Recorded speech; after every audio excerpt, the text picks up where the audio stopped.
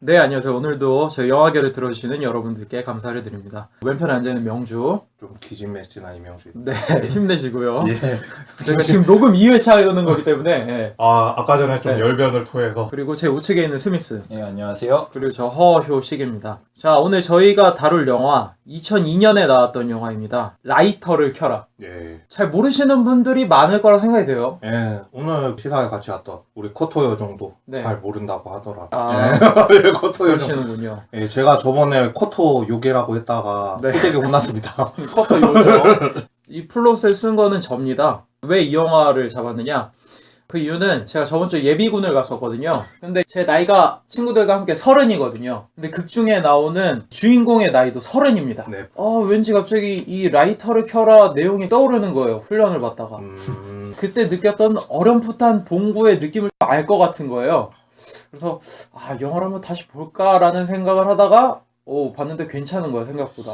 제가 곡성 얘기하면서 네. 2002년도, 2003년도 영화들에 대해서 잠깐 얘기를 했는데 네. 그때 당시에 영화들이 다양하고 재밌는 게 많았었는데 요즘에 다양하고 재밌는 게 없다. 네. 그래가지고 효실군이 생각을 해서 네. 코미디 영화를 하나 뽑은 게 아닌가 네. 그런 생각을 했죠. 저도. 나름 그런 생각도 있고요. 많은 사람들이 망했다고 알고 재미없는 비디오용 영화로 알고 있는데 그렇지 않습니다. 망하진 않았고요. 예, 흥행도 했습니다. 네, 명절용 영화라고 스미스 군이 말했는데 딱 그 정도입니다. 아주 딱 명절용으로 딱 그거. 아주 즐겁게 보기 좋습니다. 일단 간단하게 라이터를 켜라를 설명해 드리면 2002년 7월 17일에 개봉한 작품이고요. 감독은 장항준 감독, 네. 각본에는 박정우, 촬영에는 김성복, 음악에는 윤종신, 제작에는 에이스타스, 배급에는 시네마 서비스입니다. 뉴욕 아시아 영화제에서 한국 영화 후보에 올랐고 백상예술대상에서 시나리오상을 받았습니다.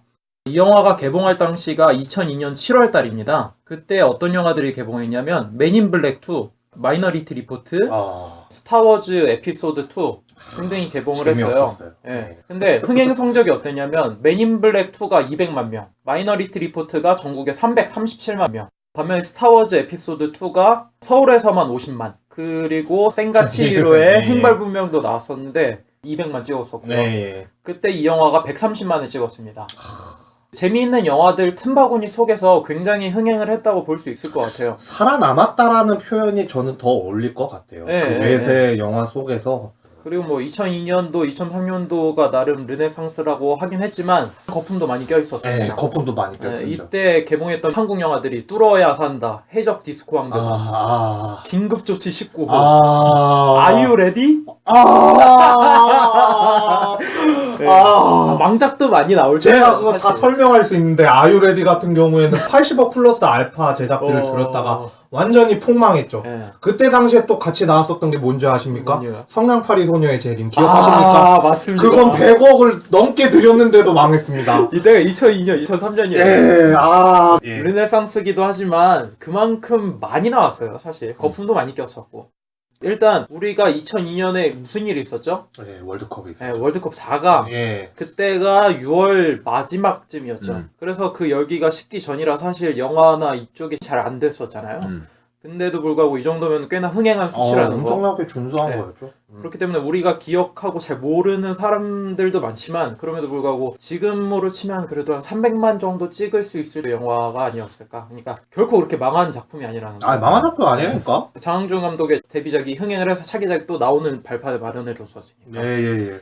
이 정도로 얘기를 하고 배그 사이드에서 얘기를 좀 해야 될 것 같습니다. 예. 시네마 서비스인데요. 예. 원래 1993년에 강우석 프로덕션으로 네. 만들어진 영화 제작사였고 1995년에 사명을 바꿉니다. 시네마 서비스로. 그렇죠. 그리고 나서 어떤 영화들을 만들었냐면 투캅스 시리즈, 그렇죠. 실미도, 예. 공공의 적, 예. 이끼 예. 등등을 만들었고 배급한 작품도 굉장히 많습니다. 투캅스 시리즈, 초록물고기, 넘버3, 여고괴담 시리즈, 미술감력 동물원, 인정사정 볼 것 없다, 주요소 습격 사건, 텔미 썸띵 등등을 90년대에 배급했고 2000년대에는 반치광, 봉준호 감독의 데뷔작인 프란다 세계, 2001년도에는 신라의 달밤, 엽기적인 그녀, 킬러들의 수다, 화상고 등등. 그리고 2002년도에는 공공의 적, 피도 눈물도 없이, 생활의 발견, 취하선, 라이터를 켜라, 가문의 영광, 광복절 특사, 박수칠 때 떠나라, 왕의 남자, 라디오스타 미량 등등을 배급했어요. 그러니까 이때 당시에 강우석이 영화판을 휘어잡고 있다고 볼 수도 있는 사람이기 때문에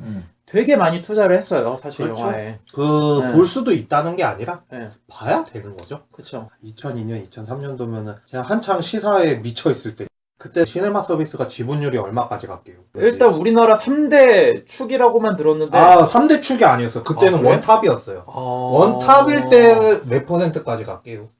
70%? 정확하게 맞췄습니다. 70%? 역시나 정점을 찍었었던 거는 실미도였죠.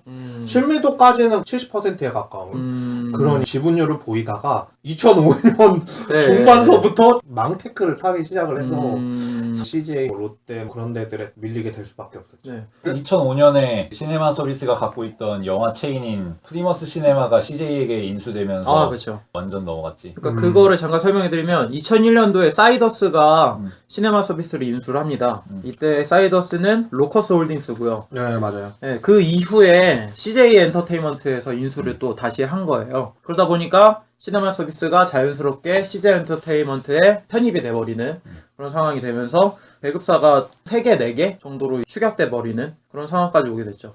이거를 왜 진행자가 얘기를 하는 거냐면은 소소한 재미도 있어요. 이거 네. 알다가 보면은 영화판도 꽤 흥미진진한 요소들이 바깥에도 도사리고 있거든요. 네. 그러니까 좀 설명을 해준 것 같아요. 그 흥미진진한 이야기 중에 하나가 시네마 서비스와 CJ 간의 파벌 싸움이지. 실미도가 대박을 쳤었잖아. 그때 실미도 촬영 마감 기념으로 파티를 열었대. 그래서 시네마 서비스 계열에 있던 김상진 감독, 주유소 습격 사건이라든가 신라의 달밤이라든가 그런 작품들을 찍었던 분이죠. 예. 그 감독이 왔고, 네. 그리고 주연이 설경구잖아. 그렇죠. 설경구가 자기하고 친분이 있는 송강호를 초대했단 말이야. 근데 송강호는 CJ 라인이었어. 그래서 둘이 또 동갑이야, 김상진하고 송강호가. 그래서 둘이 거기서 기싸움을 벌이다가 급기야는 주먹 다짐을 진짜? 벌여가지고 1시간 가까이 싸웠다고. 진짜? 그래서 경찰까지 부르고 난리가 났다는데 결국에는 서로 체면도 있고 해서 없던 일로 넘어가기도 했는데 신문에 다 보도가 됐지. 그리고 그랬었구나. 그러니까 그런 사건이 있은 이후에 딱 3번 된 결과가 나오잖아. 김상진 감독은 져가고 있었고 송강호 같은 경우에는 계속 떠오르고 있었고 뭐 우스갯소리로 요즘엔 영화 하려면 CJ 끈 잡아야 된다는데 사실 그 시작이 여기서부터라고 볼 수도 있겠네요. 그러니까 저는 이때 영화판이 좋다고 느꼈던 게 뭐냐면은 아까도 영주군이 설명해줬지만 시네마 서비스가 70%를 가져갈 만큼 예, 그 정도로 대대적이고 굉장히 영화판을 휘어잡고 있음에도 불구하고 지금처럼 CJ의 흥행 공식 막 이래서 똑같은 배우의 비슷한 감성으로 밀어붙이는 영화들로 나가지 않았다는 거지. 이때 칭찬할 만한 일 중에 하나가 취화선 일이죠. 취화선에 100% 제작비를 대줬었던 일이 있었죠. 그래서 네. 칸에서도 굉장히 흥행을 했었던. 물론 아무 영화나 많이 배급을 해서 거품을 끼게 만들었던 사건도 있긴 하지만 그래도 영화적인 다양성으로 볼 때는 이때 강우석이 좋은 게 아닌가 나는 그렇게 생각을 해요. 그리고 새로운 것도 많이 도전을 하시는 분이고 네. 웹툰 같은 거를 접목을 시켜서 영화를 만듦에 있어서 네. 초반부에 물꼬를 터준 사람이라고 나는 생각을 하거든요. 네. 뭐 이끼라든가 다음 웹툰에서 나왔던 전설의 주먹 같은 경우에도 네. 네. 그런 점에 있어서는 높이 사요. 처음에는 나도 70%라는 점유율을 가지고 있기 때문에 저 사람 너무 독단적인 거 아닌가 그런 생각을 했단 말이에요. 네. 근데 CJ가 이번에 휘어 잡는 거를 보니까 아쉬움이 크다 이거지. 문제는 한반도 같은 영화를 냈다는 거지. 그런 거는 그래요. 기도 사실 원작에 비하면 졸작이었잖아. 많이 까이고. 다른 영화인들의 길을 많이 열어줬다는 점에 대해서 칭찬하고 싶다는 거야 나도. 잡지를 해준 거지. 그래 맞아. CJ가 브록 레스너고 시네마 서비스가 언더테이커가 되는 거지. 너 요즘에 WWE 엄청 친다? 사람도 모를 수도 있잖아 마. 잘 몰라. 외화에서도 배급을 많이 했었는데 프리퀀시, 네. 초콜릿, 세렌디피티, 반지의 제왕 시리즈, 소림축구, 임섬니아, 레지던트 이블, 이퀄리브리엄. 그런데 2007년 정도에 롯데엔터테인먼트한테 밀려나고 2012년도에 가비라고 하는 영화가 있었어요. 한국 영화 중에.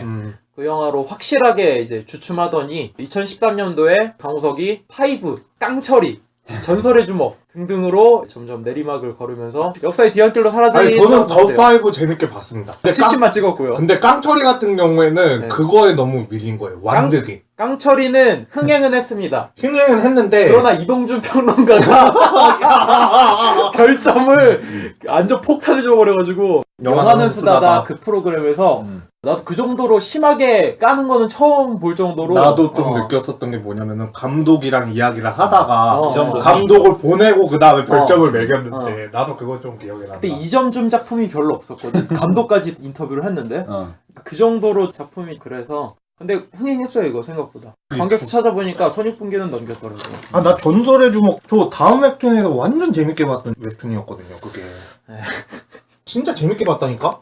매주 봤어요 저는. 근데 영화가 근데 영화가 이게 황정민 아저씨가 그 매칭이 안 되는 거야. 뭐 강우석은 차기적으로 2016년도에 고산자라고 하는 영화를 만들 건데 대동여지도 만드는 영화. 아! 그것도 제가 블라인드 시사회 갔는데 아니 본 게 아니라 네. 기대가 혹시 되는 영화 중에 이것도 있느냐 그랬는데 사람들이 아무것도 모르더라고. 아직 정보가 없기 때문에 사소문이 나오긴 하는데 그 정도로 짚고 넘어가도록 하겠습니다. 감독과 스태프들에 대해서 먼저 이야기를 한 다음에 배우들에 대해서 얘기를 하도록 하겠습니다. 감독은 장항준 감독입니다.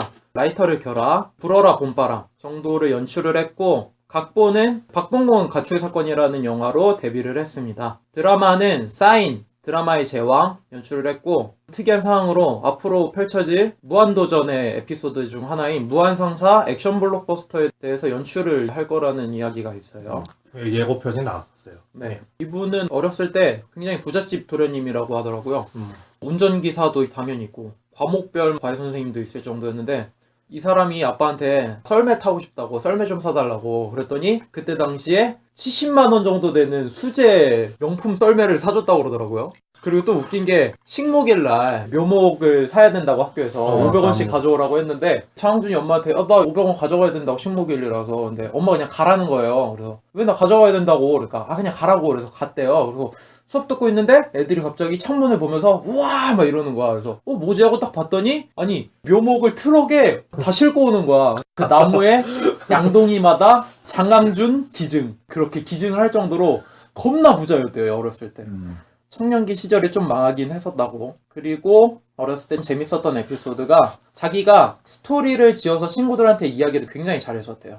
그때 당시에 예고편이 없었잖아. 아 그렇죠 예고편이. 뭐 신문이나 광고 같은 거 봐서 광고 카피 있잖아. 그렇죠. 카피가 제일 중요했어요. 그런 걸 가지고 이야기를 나름 만들어서 자기네 학교와 학생들을 등장시키는 거야. 대부랑 영웅봉색이라는 영화가 나왔으면 그걸 나름대로 자기가 시나리오를 짜가지고 애들한테 얘기를 하는 거야. 보스는 누구고 선생님이 등장인물이 나오고 그런 식으로 2시간 3시간 떠들 정도로 굉장히 이야기를 잘 지어내는 사람이었다고 하더라고요. 그리고 대중한테는 운이 좋고 기발한 사람? 장난기 넘치는 사람? 이렇게 알려져 있는데 사실 알고 보면은 꽤나 노력파라고 하더라고요. 이 사람이 서울예대 연극과를 가게 됐는데 왜 영화과가 아니라 연극과를 갔냐면은 그때 당시에 영화들은 여자 벗기는 옷이 많은 그런 류의 영화들이 나왔을 때라서 우리 형은 참 잘 설명할 수 있는데. 아 그래요? 네.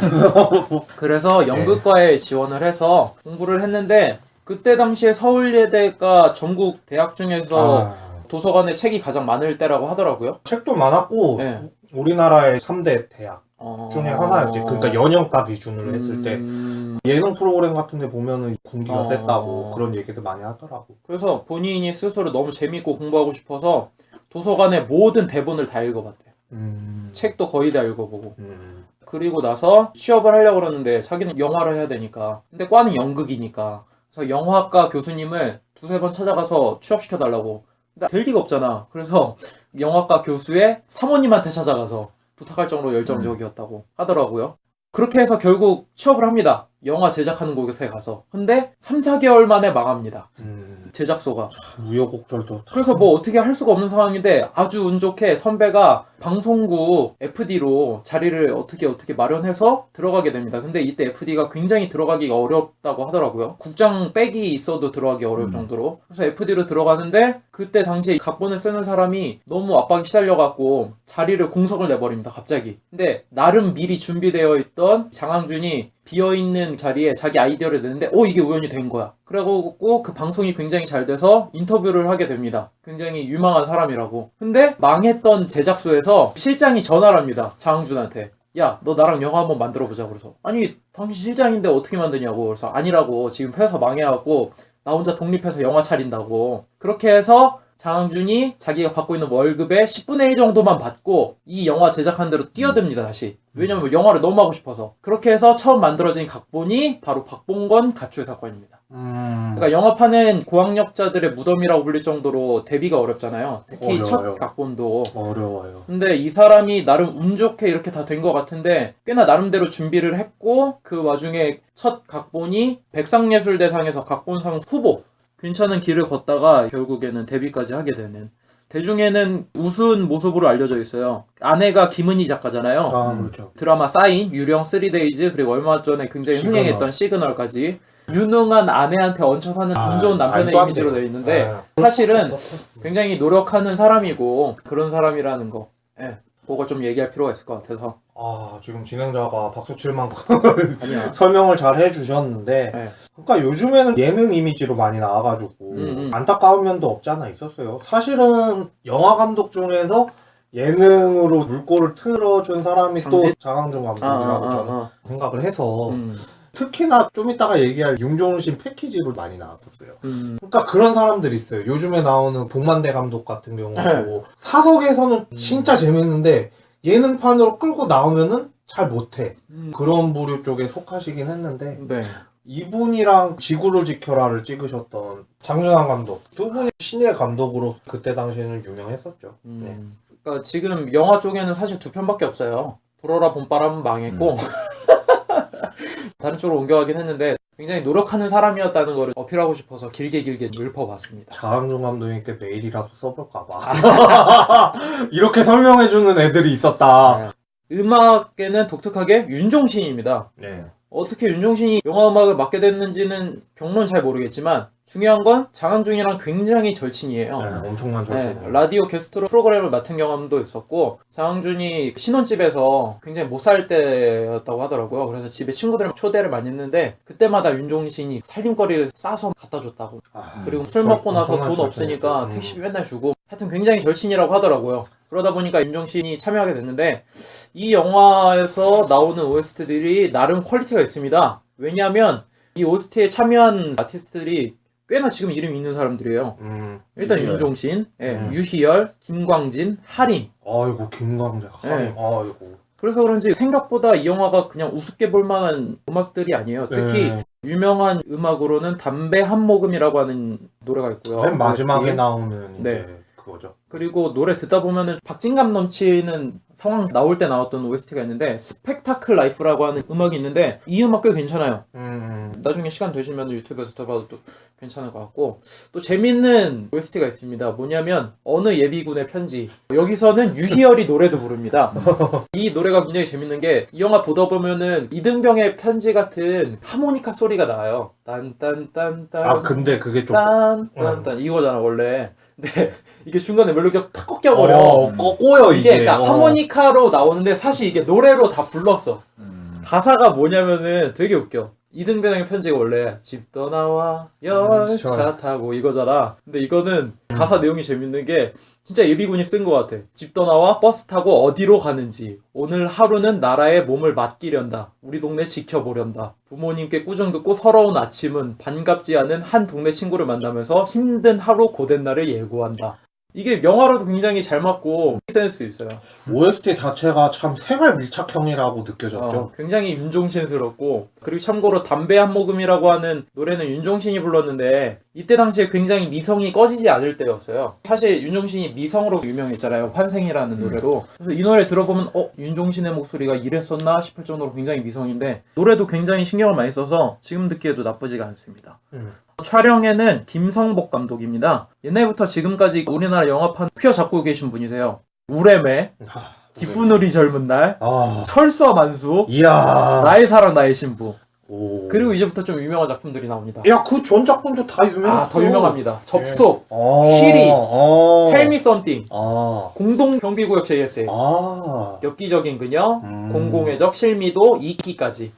옛날부터 굉장히 휘어잡고 계신 분이고 강우석 사단에 있으신 분인가 보네. 네, 맞습니다. 받으신 상은 그렇게 많지는 않은데 황금촬영상 시상식에서 쉬리로 은상, 청룡영화상에서 공동경비구역 JSA로 촬영상, 그리고 황금 촬영상 시상식에서 실미도로 동상을, 그리고 대종상 영화제에서 2기로 촬영상을 받았습니다.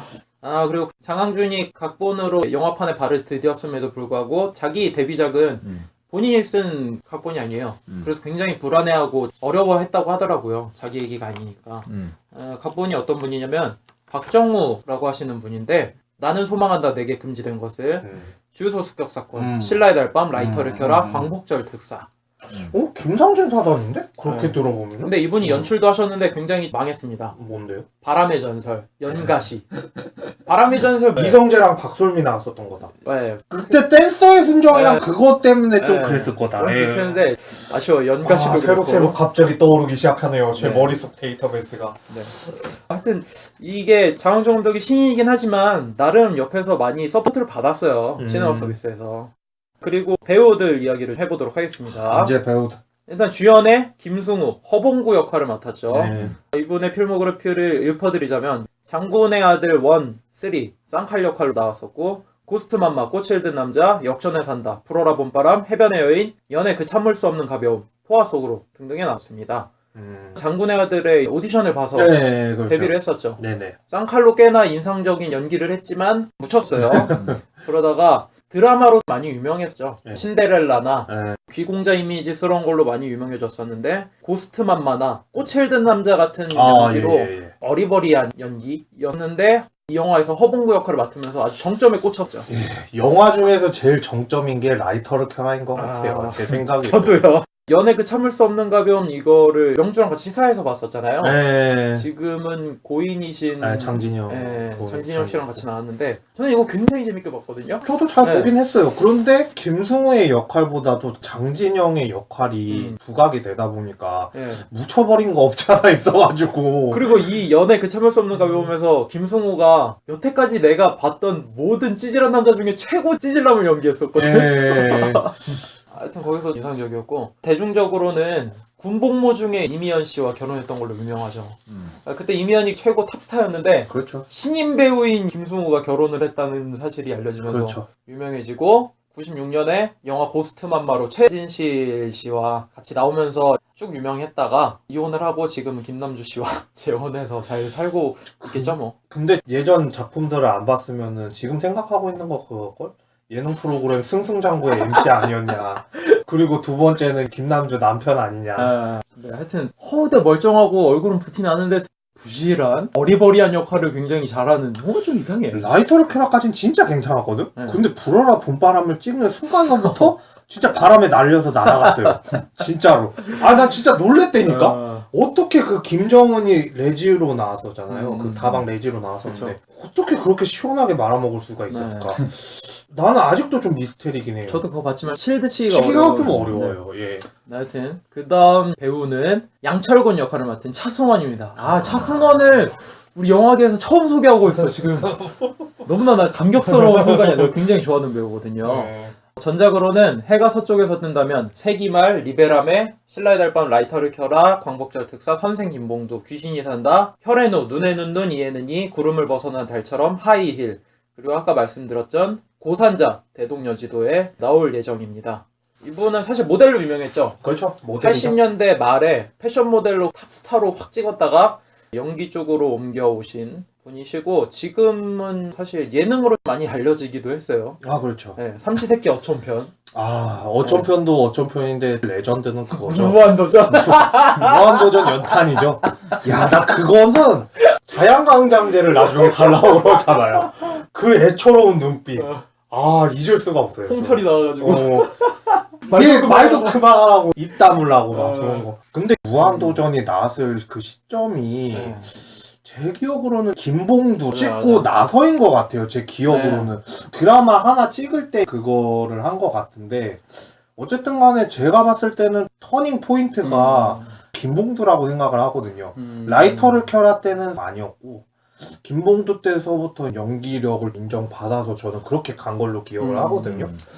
아쉬웠던 게 하이힐이라는 장진 감독님과 같이 찍었었던 가장 최근에. 그렇죠. 그 작품이었는데 기억에 남는 영화이긴 했는데 전 재밌게 봤거든요. 근데 사람들한테 평단이 그렇게 안 좋았어가지고 좀 아쉽긴 하더라고요. 나중에 한번 되돌려서 보셔도 괜찮을 만한 추천 작품? 좀 그렇게 설명 드릴 수 있을 것 같아요. 하일 같은 거. 2000년대 초에 코믹한 연기로 곽광을 받았어요. 서글퍼서 우는데 그 우는 장면이 웃기는 그런 연기로 전매 특허를 받았었는데 이제 혈앤호에서 굉장히 진지한 역할을 하면서 전국에도 잘한다는 모습을 보였었고 저 개인적으로 가장 좋아하는 영화는 아까 얘기했던 선생 김봉두. 잔잔하면서 재밌는 영화 되게 좋아합니다.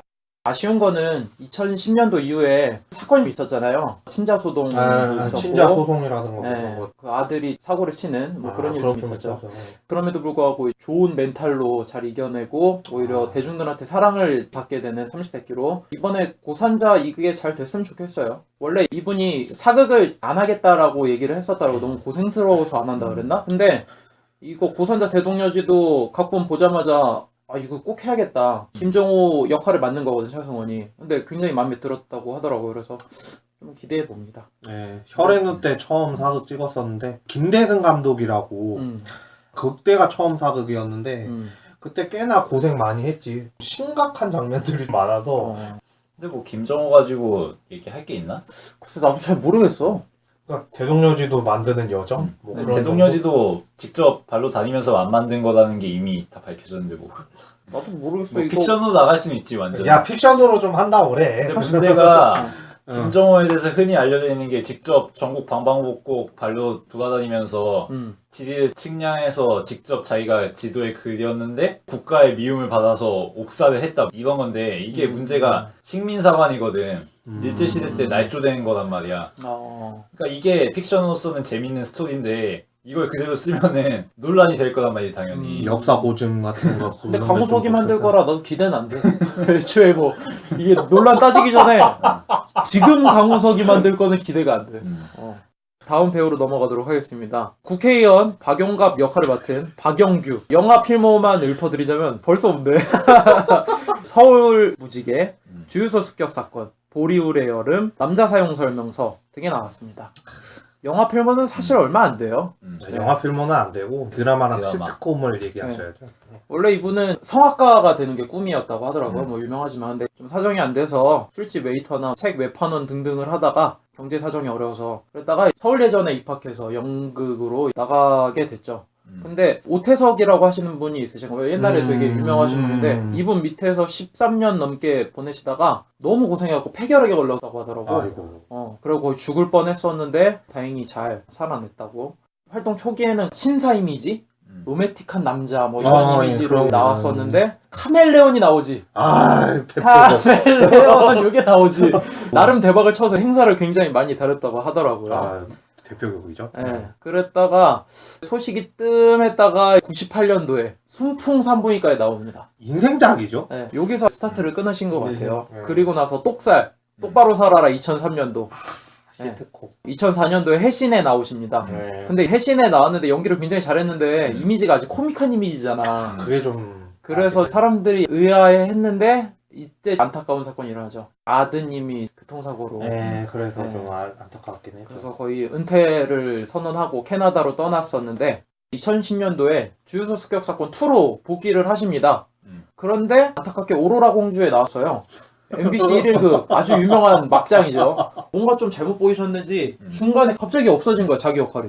멘탈에 금이 갈 수 있는 상황이었는데 그런데 2014년도에 정도전. 여기서 이인임 역할을 맡으면서 남자 우수상 받게 되죠. 우수상이 아니었어 내가 봤을 때. 우수상 아니었나? 아니 그러니까 받은 거는 우수상인데 연기급은 거의 대상이었어 그때 당시에. 네. 이분이 사실 지금 코믹한 이미지로 많이 알려져 있지만 정극에서는 탁월하긴 한데 왜 이렇게 그냥 딱 웃기냐? 박영규라고 나오는 순간에 성대모사를 무지하게 수없이 사람들이 많이 했단 말이야. 그 이미지가 남아있기 때문에. 그리고 영화에서도 웃겨. 주유소 습격에서 얼마나 웃겨. 막 그러면서 막 억울한 표정의 1인자. 난 순풍산부인과에서 이 사람을 처음 봤는데 순풍산부인과를 매일 보게 됐어. 이 사람 때문에. 박영규 때문에? 야 스미스가 매일 보는 시트콤 진짜 그때가 초등학교 흔치가 않은데. 6학년이었는데. 야. 그리고 똑바로 살아라도 굉장히 좋아하잖아. 스미스. 박영규가 캐리하는 시트콤들이지 둘 다. 그리고 해신도 굉장히 재밌게 봤거든. 그래? 해신 전편 다 봤고. 거기서 어땠어? 되게 진지한 역할이야. 거기서는 장보고가 최수종이고 그렇지. 장보고가 노예로 처음에 커리어를 시작한단 말이야. 근데 이 장보고를 고용하고 나중엔 사위로 삼는 장보고 장인 역할, 중국의 거상 뭐 이런 근엄한 역할이었어 굉장히. 송일국이 악역이었었나? 맞지. 송일국이 악역이라기보다도 장보고의 친구이자 라이벌, 염장 역할이었지. 결국엔 나중에는 뭐 정도전에서는 어땠어? 정도전에서는 도미넌트 했지. 인생 연기야 그냥? 그렇지 인생 연기 한 거지. 그러니까 사람들이 다 얘기한 게 그거 아니야. 아 이거 이인님 죽어가지고 정도전 이제 어떻게 보냐고. 재미가 없어질까봐. 그 전까지 이인님 이름도 모르던 사람들이.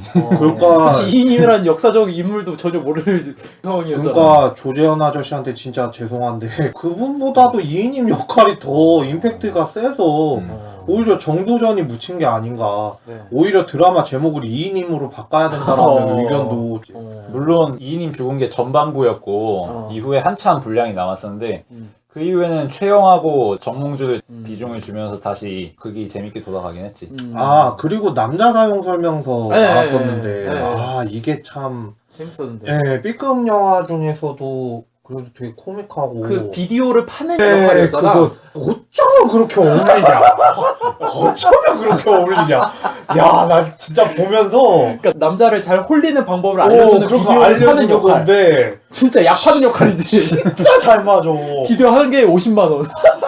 야, 진짜 순풍산부인과까진 아니더라도 진짜 재림하신 거 아닌가. 난 그런 생각이 들 정도로 장르에 국한되지 않고 넘나든다라는 사실이 사람들한테 늦게 알려져서 아쉬워서 그럴 뿐이지.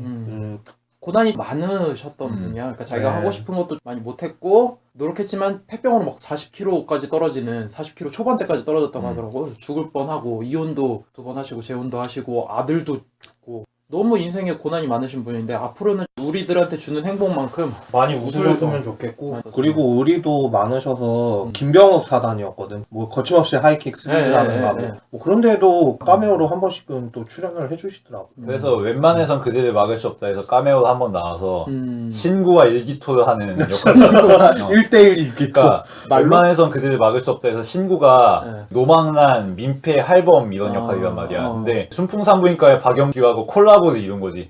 순풍산부인과의 박영규 김이 그대로 들어와서 근데 둘이 붙은 거야. 진짜 웬만하면 제 저런 거 안 보는데 근데 진짜 재밌어. 박영규 아저씨 나오는 거 보는 거 보면은 정말 연기력 인정을 해줘야지. 아니 요즘에도 똑살이나 순풍산부인과는 짤로 떠돌잖아. 내용 전체가. 그치. 재밌지 진짜. 참 오지명 아저씨라고 할 때가 진짜 최고였는데. 장인어른. 맞아. 장인어른 이제 막 부르고. 네, 다음 배우로 넘어가도록 하겠습니다. 떠벌남 역할을 맡은 강성진 씨. 전작으로는 투캅스, 미스터 맘마, 깡패 수업, 주유소 습격 사건, 광복절 특사, 실미도, 권순분 여사 납치 사건, 꿈은 이루어진다, 전설의 주먹, 톱스타 등등이 나왔었는데 사실 주연이 하나도 없습니다. 조연이 대부분이고 단역이 대부분이고. 조연 전문. 네, 요즘에는 많이 잘 나오지를 않는. 요즘에 헌집 줄게 새집 따오라는 프로그램이 있어요. JTBC 프로가 있는데 거기에 잠깐 나오셨더라고. 그래서 왜 나왔나 봤더니 부부 방을 개조를 하고 싶다. 그런 식으로 해서 잠깐 예고편 보긴 했는데 제가 본편을 본 건 아니라서 그때 잠깐 보고 서울예전 얘기할 때 김수로랑 다른 사람 이야기할 때 예능적으로 그런 이야기들만 좀 하시다가 영화판에서는 그렇게 뭐 요즘에는 자주 못 뵙는 것 같아서 연기는 잘하세요 확실히. 밑에서 받쳐주는 역할의 표범 중에 한 분이시지. 원조 신 스틸러 중에 한 명이었는데 요즘에 조연들도 예능으로 많이 뜨고 그러잖아요. 그게 그렇지 못해서 아쉬운 것 같기도 하고. 개성 강한 조연들이 너무 많이 나오는 바람에 묻혀가는 거 없지 않아 있을 수도 있어가지고 좀 그런 게 좀 있었죠. 네. 다음 배우는 찐빠 역을 맡은 이문식 씨. 뭐 이문식은 한 번 다뤘지. 전작에는 비트, 간첩, 리철진, 달마 놀자, 봄날은 간다, 피도 눈물도 없이, 공공의 적, 황산벌, 오브라더스, 범죄의 재구성 마파도, 구타 유발자들, 평양성 등등이 나왔었습니다. 뭐 조연으로 유명했는데 프라이데디나 형사 공필도에서 주연으로 나왔는데 망했죠. 조연은 조연으로 해야 되는 게 아닌가. 근데 마파도가 사실상 주연이었거든요. 이정진이랑 같이 나와서 주연을 했는데 결국에는 이문식이 주인공이 아닌 할머니들이 이제 더 두각이 많이 되니까 조연이 아니었냐 그런 비아냥을 얻기도 했죠. 근데 드라마에서는 나오셨어요. 그러니까 2000년대 초반에 이미지가 너무 많이 소모가 돼서 그랬나 싶었는데 드라마에 나오시면서 또 다른 모습을 보여주시는 것 같더라고요. 저도 드라마는 제대로 보진 않았는데. 제 기억으로 김옥빈이랑 이희준 같이 나왔었던 드라마가 있었는데 그 소매치기범으로 나왔었거든요. 김옥빈이. 이웃사촌이라고 해야 되나? 어쨌든 간에 방 같이 쓰는 사람으로 나왔었던 걸로 기억을 하는데 워낙 코믹한 연기를 많이 해주셔갖고 네. 나 아직도 공공의 적에서 발로 까인 다음에 의자에서 흔들흔들 가가지고 앞으로 와가지고 또 까인 다음에 다시 가고 그 연기가 아직도 생각나네. 그거 짤도 많이 돌아다니긴 네. 하죠. 예. 네, 다음 배우는 침착남 역할을 맡은 유해진입니다.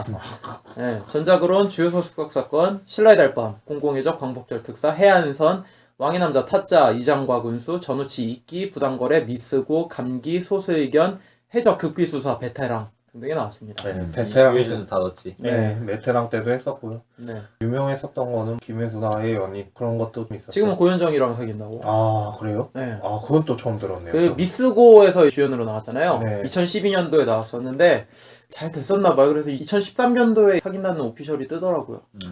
그러니까 막 들어보면 유해진 씨가 겉보기보다 굉장히 책도 좋아하고 음악도 좋아하고 교양이 넘치는 사람이라고 하더라고요. 네, 등산도 좋아하시고. 네, 굉장히 친절하고 그래서 강한 여성들을 휘어잡는 부드러움이 있는 게 아닐까. 아 나는 부드러운 남자. 뭐 이 정도로 얘기하도록 하겠습니다. 아 베테랑 때도 얘기해가지고요. 네, 네, 네. 넘어가셔도 될 것 네, 같아요. 궁금한 베테랑 것 보시고요. 네. 네, 그 다음엔 싸가지 역할을 맡은 김채연. 전작으로는 Say Yes 라이터를 켜라가 있는데 비중이 있어서 이야기를 해봤고 지금은 잘 안 나오시는 것 같고 웨딩 플래너 그쪽 사업을 하시더라고요. 드라마에 나오시고. 네. 납치 자작극 때문에 그랬지. 그분이 그러니까 자기가 납치됐다고. 그랬었어? 그렇게 신고가 들어갔는데 알고 보니까 자작극이었다. 자작극이었고 나이 좀 먹은 아저씨하고 연애하는 거 들키는 거를 막으려고 자작극을 벌인 거였다고. 진짜 그런 일이 있었어? 그거 밝혀지고 나서 연애 얘기 안 나온 건데. 나도 잠깐 들었었던 것 같아. 그렇구나. 몰랐네. 네, 하여튼 오늘 라이터를 켜라인데 스펙타클하고 다양하네.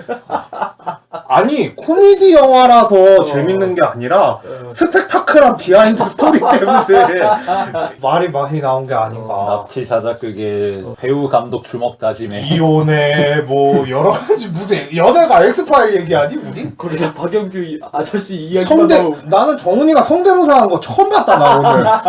나 놀랬다 지금. 박영규 성대모사는 국민 모두가 한 번씩 해본 거 아니야? 그때 당시에는 아주 그냥 와 억울함의 극치. 막 그 그런 거. 정도였지. 네. 네, 그럼 이 정도로 1부를 마치도록 하고 재밌었네요. 2부로 넘어가서 본격적으로 라디오를 켜라 영화에 대해서 라이터를 켜라. 라이터라고 라디오가 아니라. 미치겠다. 진행자 정신 차려. 임재범이야? 지금 새벽에 녹음한다고 지금 완전 정신 못 차리고 있는 거야? 크게 라디오를 켜라. 에이씨. 네, 라이터를 켜라. 2부에서 본격적으로 얘기하도록 하겠습니다. 2부에서 뵙겠습니다.